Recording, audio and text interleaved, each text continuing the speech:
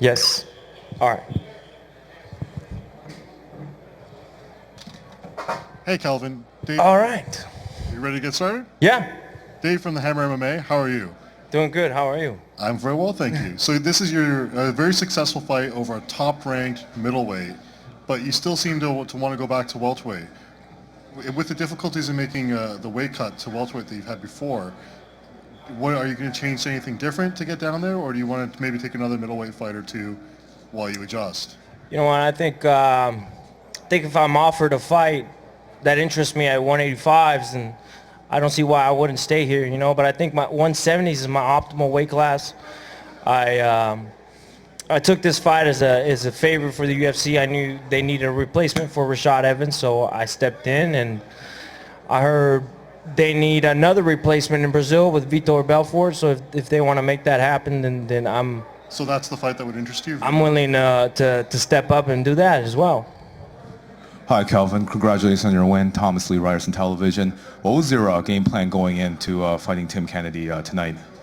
My game plan was to be the quicker, more mobile fighter. I'm a stick and move and defend the takedowns. And that was the game plan.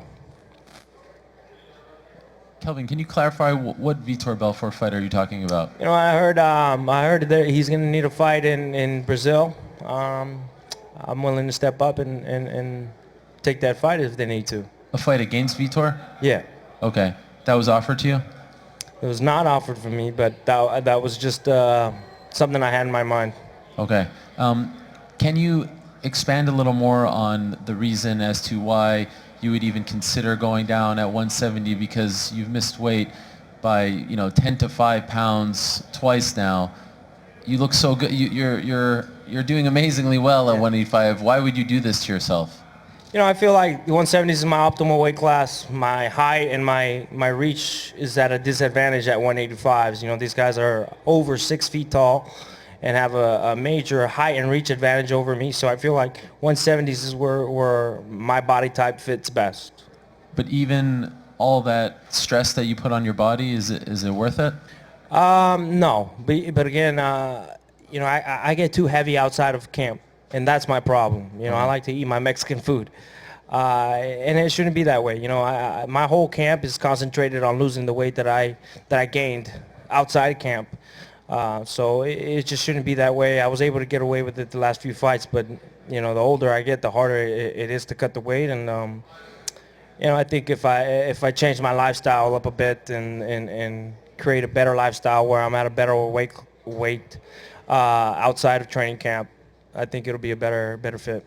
And one last thing, in the back, did you speak to the UFC brass? Did they tell you what, I know you say you want to go down, but were there any discussions about what they would like for you to do?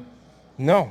I haven't had any discussions. I'm going to go back, talk to my management team, talk to them, and talk to my family and see what the next move will be.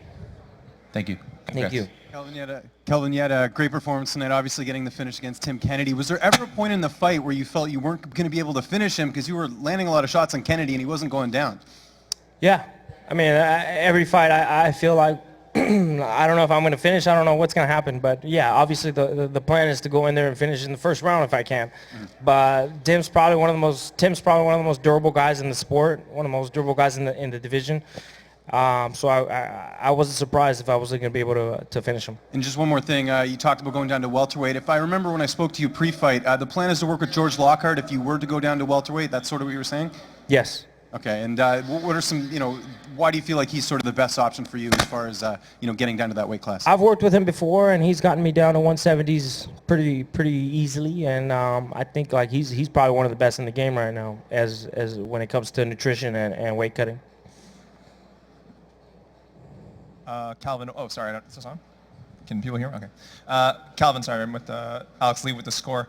I want to ask, Kennedy was coming off a long layoff, obviously, but you mentioned that he's one of the toughest, most durable guys. Was the plan always to push the pace, knowing that he was coming off a layoff, or was that something that sort of an adjustment you made during the fight? That's just my style. I like to push the pace, man. I like to be the one that comes forward. I like to press the pace. I don't know if you guys noticed that by now.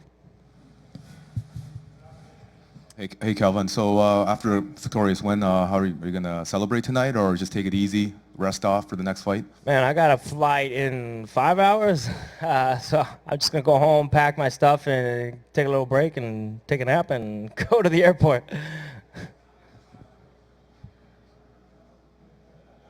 Other than that, thank you guys. Thanks, Calvin. Thank you guys. Thank you, Calvin.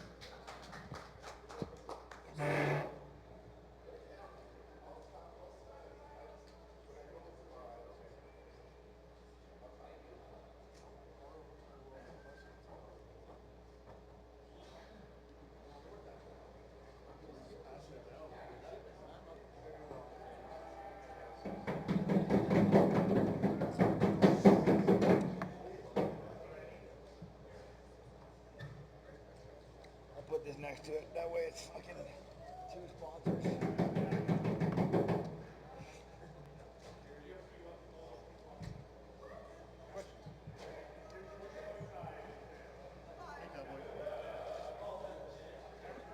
Hey, Cowboy. David from Hammer MMA Media. So before the fight, it seemed like there was some bad feelings between you and Matt Brown, possibly entirely one-sided. Was that resolved by the fight? Do you feel like you've earned his respect? Yeah, I mean, that was just him working with my old coaches, man, telling them, one, I'm probably a slow starter, and two, I'm an emotional fighter, so probably get in my head and try and go out there and get me to fight angry. So I got him to hug me in the third round. It was all good. So that's another knockout victory for you at welterweight. I know you've bounced back and forth between welterweight and 155. Where do you feel you stand now in welterweight with another ranked win? I feel good, man. Fat, and healthy, and living the good life at 170. So I feel good up there. Yeah, should be easy enough for me to cut to 170 in a few weeks to make a Denver card, I think. So it'll be all right. Cowboy, congratulations on the win. Your striking once again looked even better than the fight before and the fight before that. How much of that do you owe to Brandon Gibson and the work he's done with you? Oh, definitely, man. Brandon and I have been working together. A lot of credit to what's going on there. My head movement, though, didn't look too good, did it? Damn, I took a lot of punches, I think, a lot of unanswered ones. But, hey, you got to dig deep sometimes. That's what I love the most about the sport is when you're up against a fence taking the hard punches and you got to deep all the way down and be like, yeah, man, fuck it, let's go. And obviously you like to keep active and fight as much as possible. You're on sort of your own cowboy schedule, so to speak. How many times do you want to fight next year as far as, I know Denver is sort of the first stop, but after that, have you kind of looked at next year how many times you want to fight? Oh, man, as many as I can. That's what I love, A lot of people like to take time off. I don't know why I don't. I enjoy all this.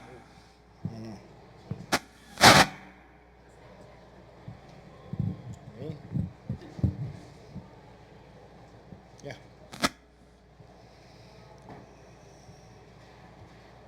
Hey, Cowboy, great. Congratulations on your win today. If there is an opponent out there that you would like to fight, who would that opponent be? Does it matter? Or? No, it doesn't matter at all. I don't care. I really don't. I mean, if I had to pick one, I'd want Damian Maia because he's on the way to the title fight. But if I had to hurry up and choose someone for Denver, whoever they want to give me, that doesn't matter to me at all. So staying busy, staying fun, and that's what I love. And the fans here, they're outside just, cheering for you. How you like the fans in Toronto here? It's awesome, man. I'm 3-0 in Canada now. They're finally letting me back up in this beautiful country, so it's good. Maybe I can come up here without the UFC, do some fishing, some hunting. We'll see. Cowboy, congrats. Did the eye bother you at all in the fight? No, he didn't really hit me in the eye. He hit me in the neck a couple times, but eye was good. I don't even think it started bleeding, but it really wasn't a concern, It healed up nicely and ready to go. Was the fight tougher than you expected it to be? Way tougher. He hit a lot harder and it was a lot more durable than I expected him to be. And you mentioned that you want to come back to Canada without the UFC. Can you only come to Canada if you're fighting? Yeah, because I have to get a temporary visa to get in. Well, I didn't this time. It's the first time that they kind of just were like, oh, yeah, you're here with the UFC. I handed my passport and let me through. So maybe I'm on like a rehabilitation program. So maybe I'm rehabilitated. I don't know. And in the back, I know you said you wanted to fight in Denver, and there's Masvidal and other people who'd like to fight you. Usually these things with you happen quickly. Is there anything that you can tell us about Denver? I know nothing. So hopefully I get back here and they have a contract waiting for me. If it's Masvidal, fucking A. If it's someone else, even better. Let's go. And finally, just to wrap up the week for you, can you tell us about your lunch with Dana White? How did it go? It went very good. It wasn't a lunch. He just pulled me aside after the media scrum, and we talked for about 15 or 20 minutes, and he's a happy man and I'm a happy man. So just talking about what I wanted to, like I discussed with you, and you know what he expected out of me, and it went very well. Do you feel like he was receptive to what you were saying? 1,000% receptive. Yes, definitely. Do you feel like you're in a good place with him now again? I was always in a good place. It's like it reminds me when you get in trouble with your dad and they don't ground you. They just tell you how disappointed they are in you, which is even worse. So that's kind of what he did to me. And he's just like, you let me down. Not so much let him down, but it was just kind of a slap to his face. I should have let him know what I was getting involved in. It is what it is, but we're on the up and up now. Thank you. There it is. No questions. Beer 30. I think that's good. Thanks, guys.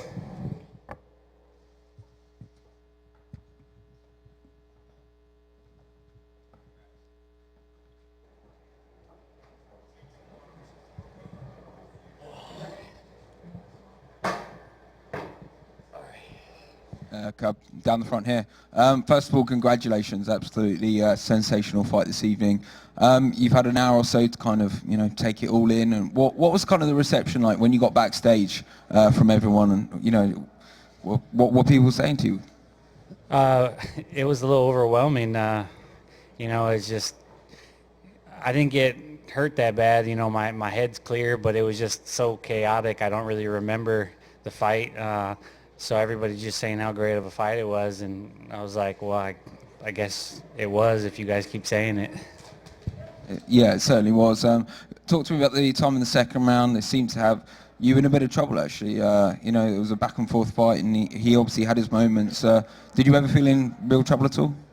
No, with the headshots or the body shots?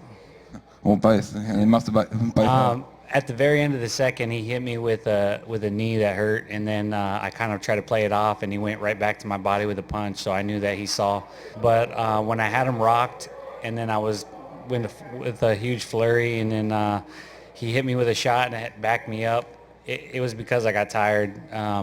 I decided to go on defense and recharge my battery and let him blow his wad and then go right back, so I wasn't in any real danger. And what was kind of the emotion, obviously, when you did get your hand raised? Is this one of the best victories of your career so far? I mean, it sounds like it. I'd like to watch it again, but, maybe when I get a couple hours of sleep and let my body heal up before I watch this one. And what's kind of the plan now for, I guess, the rest of the years to head back home for the holiday season? But when do you kind of want to get back in there in 2017? I just want to go home, spend some time with all my family, enjoy the holidays. Over 13 years, I've really, sacrificed a lot and been very selfish with my time. So, at this point in my career, I really enjoy my downtime. So I'm going to do that. And then, if the UFC calls me for a big fight, I'll be open to hearing it. I know you said that you're going to have to, go back and watch the fight and sort of see how it sort of played out. But just being in the cage, where does this rank in terms of some of your favorite performances in your career? Because this was a fight that I think when people look back at the card, they're going to say this was a fight they'll remember. Well, yeah, I'm happy for that because at this point in my career, it's like, why am I still doing this? I don't want to be declining in my performances. I feel like if I start declining my performances, then I shouldn't do it anymore.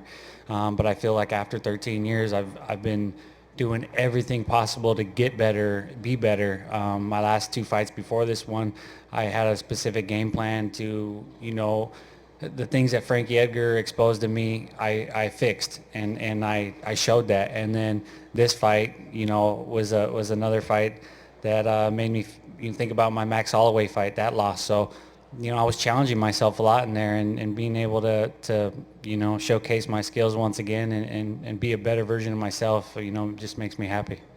You're fresh off the win here, but you fought a lot of guys in the featherweight division already. Is there one that sort of stands out to you as far as a next fight that you'd like to have if you could play matchmaker yourself? Honestly, I don't care. I just want a big fight. I think I deserved it. I've been here a long time. Just stop doubting me. Hi, Cub. Just a couple of questions. You mentioned how chaotic that fight was. Obviously, we all saw it. What can your corner possibly be telling you in a fight like that that's useful to you at all in the situation? We had a certain game plan, just kind of moving and not being a stationary target. I didn't really feel like that was working for me. And I I kind of knew in the back of my head that at some point I was going to have to brawl with him, but I wanted to kind of like break him down a little bit before I brawled with him, because he had so much success in the first round. But then my coaches were telling me in between rounds, like, you're doing better when you pressure him. Just get right in his face. He doesn't like it. And I didn't really want to hear that because I was tired. But I was like, all right, that's what we got to do. I'm taking more damage backing up, so I need to push forward. And I know he'd been calling you out for a while, which some might perceive as disrespectful. But after going 3 rounds with him like that, what are your thoughts on Choi now? Well, all the film I watched on him, I was a fan of his before the fight. And, when he called me out, I definitely thought it was a little disrespectful, just because I felt like he only called me out because he thought I, wasn't as good as I used to be or something. And it motivated me, and I was ready to come out here and prove everybody else wrong. Hey, Cub, Dave from Hammer MMA. So you obviously have fought before against Jose Aldo and Max Holloway, who now hold the interim and the main belt for the featherweight division. Do you want to get back in there with both of those guys, or either of those guys? And are you planning on keeping busy, or would you rather wait until the opportunity rises to strike at the belt? We'll see, but I'd definitely love to fight both those guys. I'd love to watch that fight. At the end of the day, I've always been a fan, as well as a fighter. I started as a fan, so when these matchups get made, I get super excited to watch them. So I'd love to watch that fight, and then, if I'm the next one in line, then so be it. And you come from a camp with some of the best fighters in the world. You, Donald Cerrone, and your partner Lando Venata all won tonight. How awesome is it to be training with 4 guys who are going to peak at the same time? And what's the celebration party going to look like when you guys get back to Albuquerque? It was awesome. I think I'm the most proud of Lando. He's been a training partner for a long time, always putting in the hard work. I've been telling people about him for maybe 4 years now. And seeing him win earlier tonight made me super happy to see guys, that I've watched their career, just rise. That was special. But I was telling the guys backstage, it was right when the main card started, with Tim Kennedy and Cowboy and me and Lando, and all the coaches were just kind of like weaving in the workout room, and everybody kind of was focused, and it looked like sharks in the water. It was pretty crazy. It was a powerful room, and we knew that it was going to be a good night for us. Hi, Cub. Matt Cole, Art Voice. Congratulations on a big win. Thank you. You're number 4, or you were number 4 coming into tonight, coming off of a decision, but a very high-profile win. And usually that means somebody looking up in rankings, but a lot of people are already calling for this to be a Fight of the Year candidate, myself included. Usually that means a rematch. Is that something, even though he's ranked number 11 coming into this, is that something you'd be interested in? What are your feelings on that? I don't really see the need for it. I've never been given a rematch for my losses, so I don't really feel like giving anyone a rematch for my wins until I get the Chad Mendez, the Lamas, the Holloway, the Aldo, all the bigger fights that I've lost. If I got those rematches, I'd be open to some of the ones that I actually won. Hey, Cub, congratulations on your win. Thomas Lee Ryerson Television. Question is, were you surprised at the hard chin that Duhoy had? You were just giving it to him, but he was just standing there. I was definitely surprised. I was surprised on his quickness. I thought that I'd be a lot faster than him. He was kind of getting me to bite on some of his fakes, and so that's one of the reasons I switched up my game plan. And definitely his toughness when I started giving it to him. I could not believe how fast he was recovering, and he's definitely got heart, and I'll be a fan of his forever. One last question is, how did you like the standing ovation you received after the interview with Rogan? I didn't even notice it, to be honest. I think that's awesome, though. That's why I do this sport. That's what it's all about. And I've always fought with my heart on my sleeve and give it everything I got. Obviously, you guys see how emotional I always get, but that's how much I put into it. So something like that, it makes it all worth it.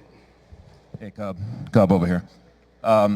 You'd mentioned basically that he kind of got you to train harder and want to, step up in this, but it seems like too, after those couple losses, we weren't talking about you anymore, really. I mean, do you need that kind of motivation at some point, when you've been around the game that long to say, you know what, man, people are sleeping on me or this guy's sleeping on me to get better?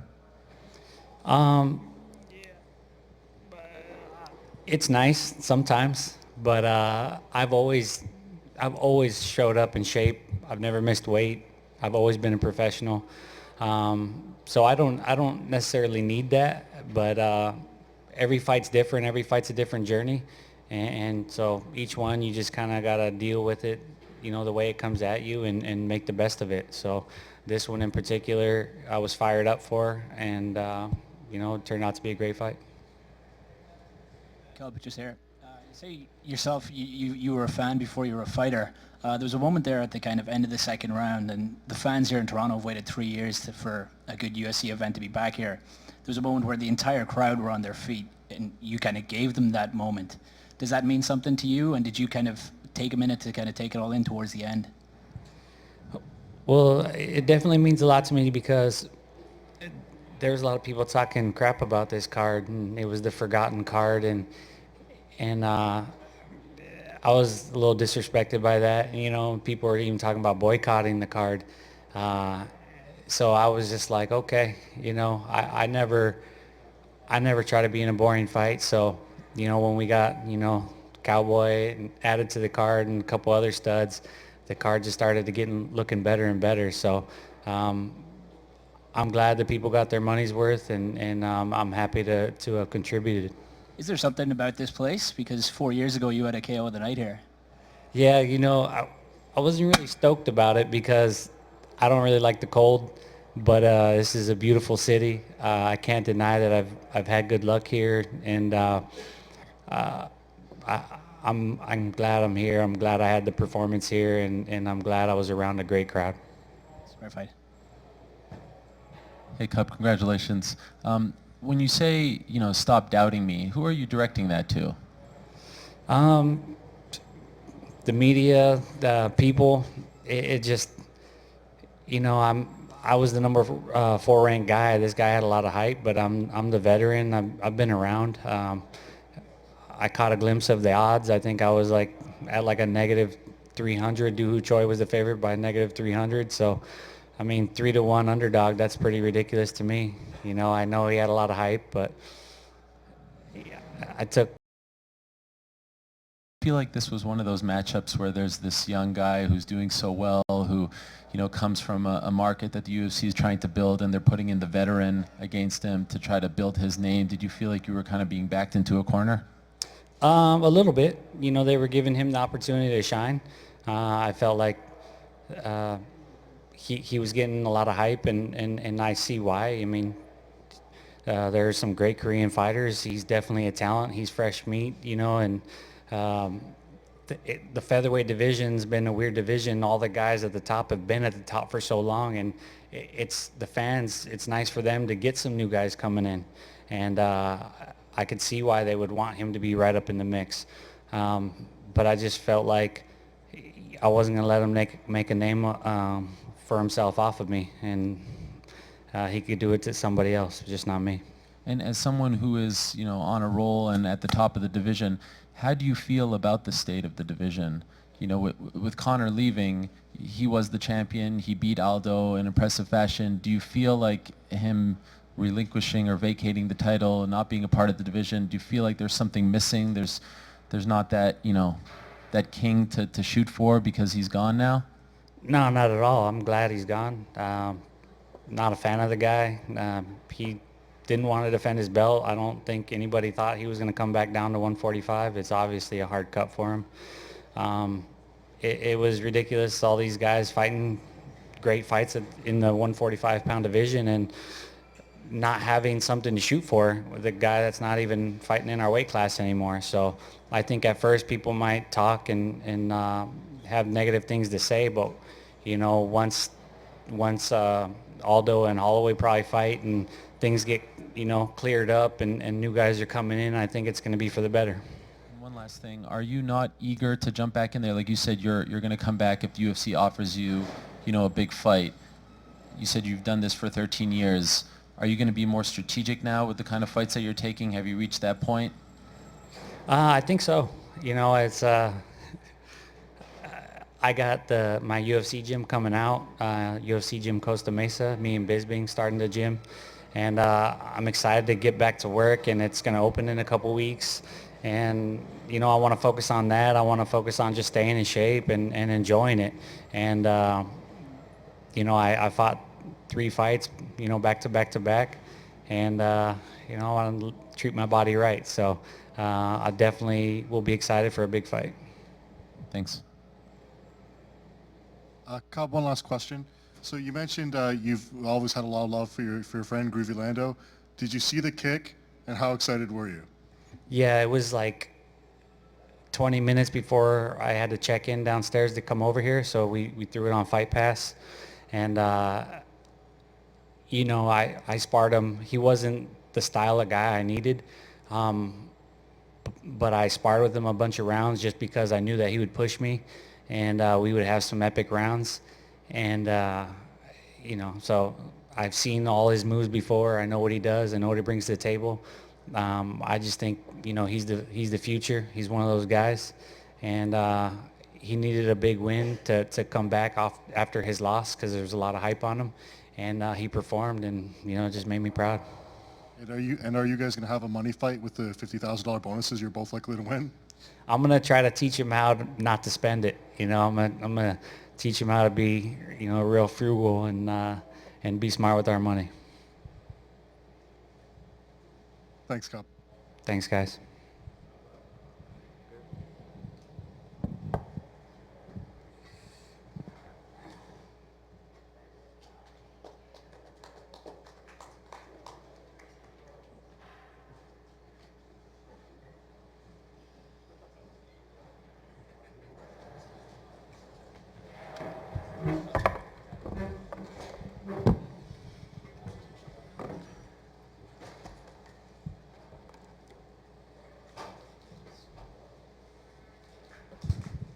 Max, down here at the front. You've been saying all week that you were going to have that moment in the center of the octagon. When it finally arrived, when you're getting the belt strapped around your waist, was it as good as you imagined it was going to be? Oh, man. You guys see me fall around outside the cage? Oh, that's some funny ass shit. But, man, it was 100 times better, man. I'm stood on, I don't know what cloud you'd call this, 17 or something, but it's been a hell of a ride, man. And we're just getting started, man. Tune in, man. Tune in. This is just the beginning. Obviously, the next step would be a unification bout with Jose Aldo. What kind of time frame would you like that fight to happen in, and anywhere in particular you'd like it to happen? I said it in there in February, and then when everything was slowing down, I was in the back. I was thinking of I already had to give up Thanksgiving for this fight. I had to give up my birthday, and and it's hard to find the guy. Like I said, hashtag Jose, where's Jose Waldo, and let me know when you find him. Teamwork is the dream work. If more of us is looking for him, we're gonna find him together. But we see what happens. I don't know. I don't want to give up my son's birthday and Christmas for February 11th, and he don't show up. This guy has an act for not showing up to the fight. So we see what happens. Maybe I gotta talk to Dana White first, man. I got a brunch that I want to do. We sit down with him and Sean Selby, and we can talk. We can talk some business. You've been plugging the UFC Hawaii campaign all week, and for the last couple of months. Does it feel closer now that you've got that belt on that table with you? Yeah, all I gotta say, man, I love Canada. You guys made me feel like this was Hawaii. I'm not even lying. What was the seating? Anybody know? Was it sold out? It fucking sold out. It felt so. When I was looking around, I saw guys up on the top of those nosebleeds, like, holy shit. And people were screaming my name, and it was an amazing feeling. And that's why I love Toronto. It made me feel like their own, man. I came to the Raptor games. I came to the Maple games, and they made me feel like I was a Canadian, and I love it. And I can tell you guys right now, Hawaii is much warmer. You guys gonna love the weather down there. We have this thing called an ocean that you can swim in, and the water ain't that cold. You guys gonna love it, man. Hashtag UFC White, come on over. And, there's a 45,000 stadium, the Aloha Stadium, the Hawaiian Airlines Stadium, and I think so they're ready for Hawaiian to defend a belt in there. Max, congratulations on winning the title. When Anthony missed weight yesterday, did that sort of give you a bit of a little confidence boost going in there, knowing that he's not mentally there as far as going into the fight?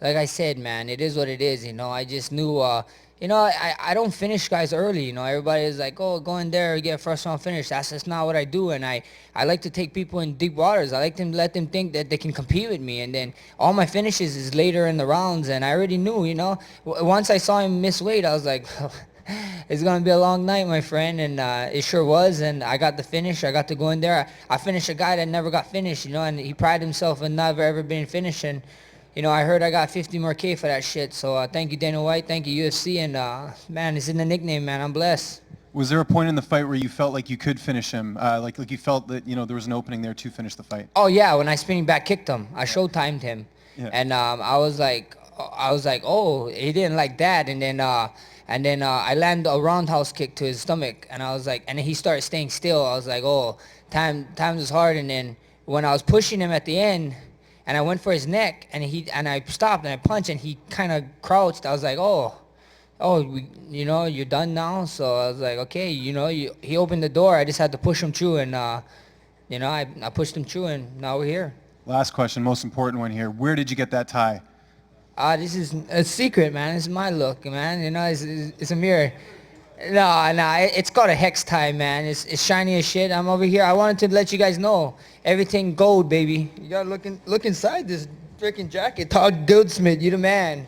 It's all gold, baby. Everything gold. Outside, murder outside. We was coming to a funeral, and then we did the funeral, and now I got my gold belt. Max, congratulations. But really, how do you put that tie on? Like what? How do you put it around? Honestly, I've never. It's a clip. It's just a clip. It's just a clip, and you make it tight. So it's just amazing, though, right? Don't you take away from it? Who came up with that idea? I came up with the damn idea. My manager, all my fashion sense. Who in here loves my jacket? Do you guys love my jacket on media day? Hell yeah. My manager always gives me shit. There's that guy right there, Brian Butler, Sucker Punch Entertainment. I'm like, man, I'm going to stick out. He's like, man, you look like a 16-year-old kid, It's like, let me be my damn 16-year-old self. You casually mentioned February 11th, which is the date for the Brooklyn pay-per-view. Was that offered to you? Yeah, they was telling me if I wanted to do it, and in there it sounded like a great idea. But like I said, I already gave up all my holidays. I ain't trying to give up one more to hopefully he shows up, and hopefully he's not gonna show up. So I don't know, man. We see what happens, man. I'm just enjoying the moment. I promised my son a trip to Disneyland, and that would definitely interfere with him. And I got some bumps and bruises that I wanted to take care of, and we'll go from there. Was that brought up after this fight or before this fight? Dana talked to me right there in the cage, so wow. We see what happens. Did he agree to it? Who? Aldo? Yeah. I don't know. I don't talk to him. That's not my friend. Go find him. Hashtag where's Jose Waldo? I don't know. Let's go see. You had the Cinemax line yesterday, the Waldo line today. Who's coming up with these lines now? Have you been holding back on us? Man, I've been holding back, man. We got a bunch more lines. Just keep it. Just hold on and wait. We got gold coming. We got gold right here, but we got more gold coming. And now that you do have the belt, how do you feel about it? Does this feel fulfilling, or does it feel like you needed this belt to get to the real belt? Like I said, man, this is my golden ticket, man. We're gonna. For all I know, that motherfucker always fucking getting hurt and pulling out. This might as well have been the real belt. Most true fans know the story. Connor's coach then said I'm the best 145er in the world. And then Jose over here saying he want to retire, unretire. Then he gets the belt, and now he has the belt. He want to go up a weight class to still fight. So I don't know, man. Most true fans know these storylines, and most true fans said this should have been for the real belt. And one last thing, when you do have this brunch with Dana and Sean Shelby, will you try to convince them to make the Conor fight? Because obviously, undoubtedly, that is a bigger money maker. It gets you more attention, more everything. Will you try to do that? We see what happens, man. Like I said, man, I ain't over here begging for fights. If that guy wants to fight me, he can come fight me. I ain't gonna beg. Got so much guys that on their knees begging to fight him. If you want to fight me, he can come see me. And if you want to fight the best, you come fight Bless. Max, how are you doing? So a quick question for you. For the last 10 fights, you've been on the chase. You've been on the hunt going for that belt.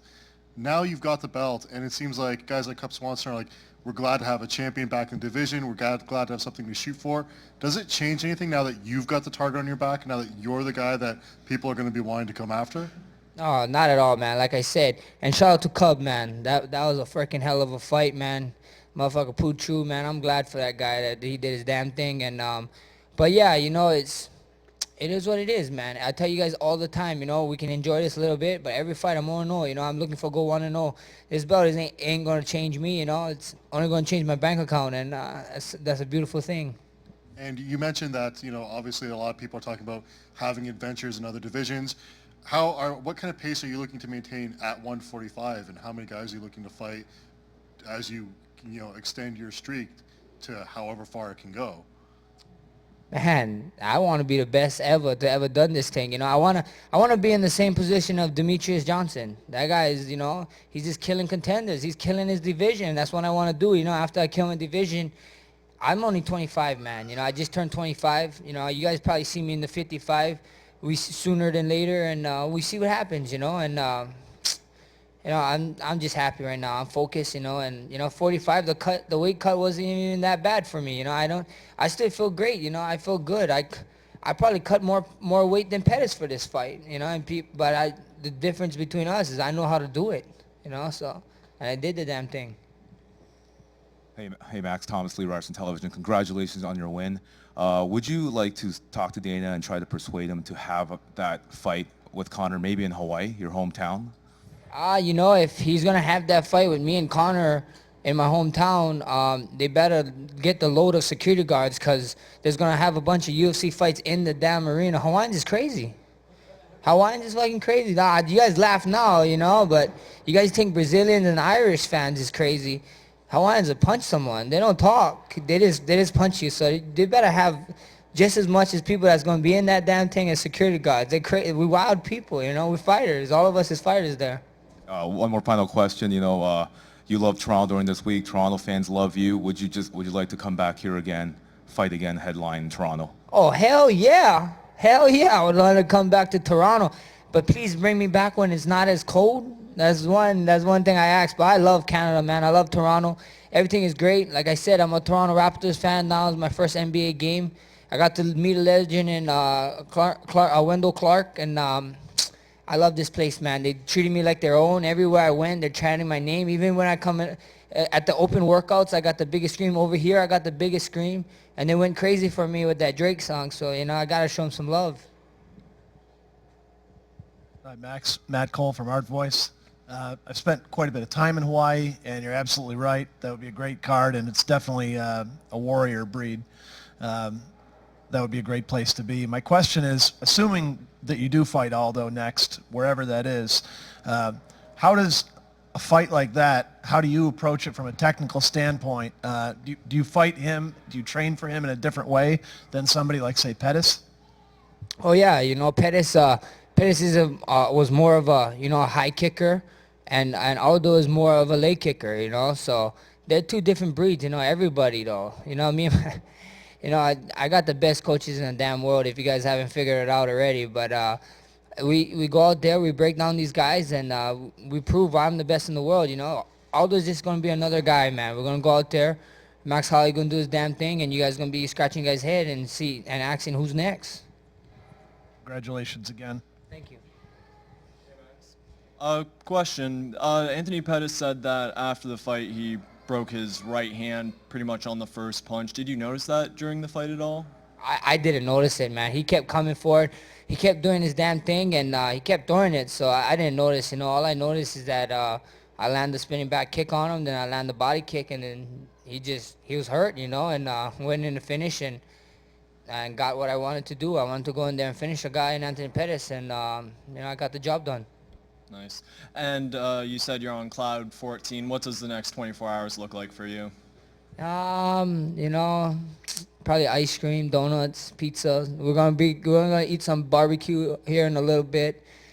Just enjoying it, you know, enjoying life, and you know, just I don't know, passing the belt around, looking at it. I don't know, some weird shit. I don't know. We're blessed, man. And I don't know. I can't explain, but it's definitely eating food is in there. Nice. Congrats. Hi, Max over here. Just the one question.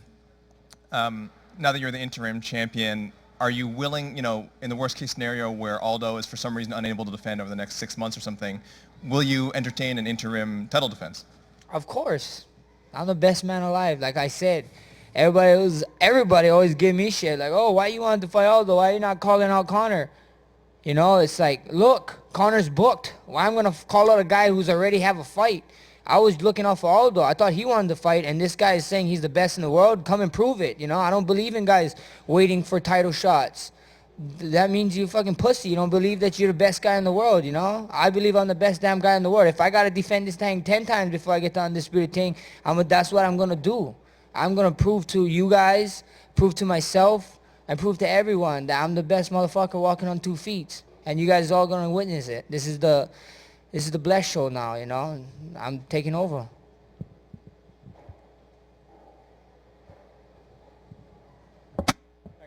Thank you, guys.